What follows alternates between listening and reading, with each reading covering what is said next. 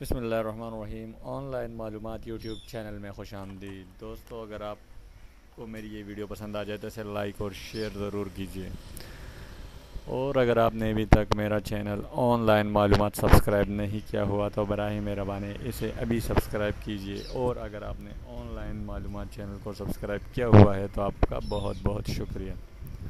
اب چلتے ہیں اپنی ویڈیو کی جانب۔ آئی سی سی چیمپئن ٹرافی 2017 میں پاکستان اپنے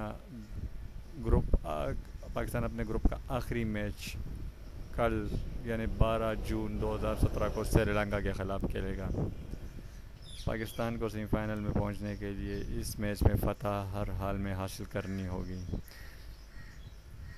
چیمپئن ٹرافی بنگلہ دیش کے خلاف فتح گر اننگز کھیلنے والے فہیم اشرف کے بارے میں بھی اس میچ کے لحاظ سے بڑی خبر آ گئی ہے۔ فہیم اشرف کو بنگلہ دیش کے خلاف بہترین اننگز کھیلنے پر بہت سپورٹ ملی، خاص کر پاکستانی عوام اور انٹرنیشنل کرکٹر نے بھی بہت تائید کی اس کی، لیکن بدقسمتی سے انڈیا کے خلاف میچ میں اسے نہیں کھلایا گیا۔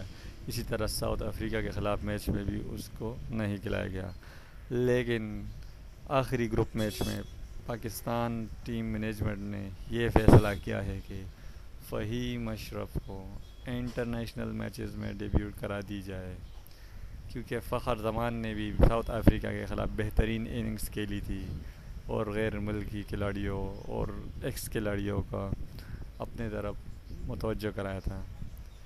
اب فہیم اشرف کے بارے میں بھی بڑی خبر آ گئی ہے۔ فہیم اشرف کل یعنی 12 جون 2017 کو سری لنکا کے خلاف میچ میں نظر آئیں گے۔ یہ ایک بہت بڑی خوشخبری ہے پاکستانی سپورٹروں کے لیے۔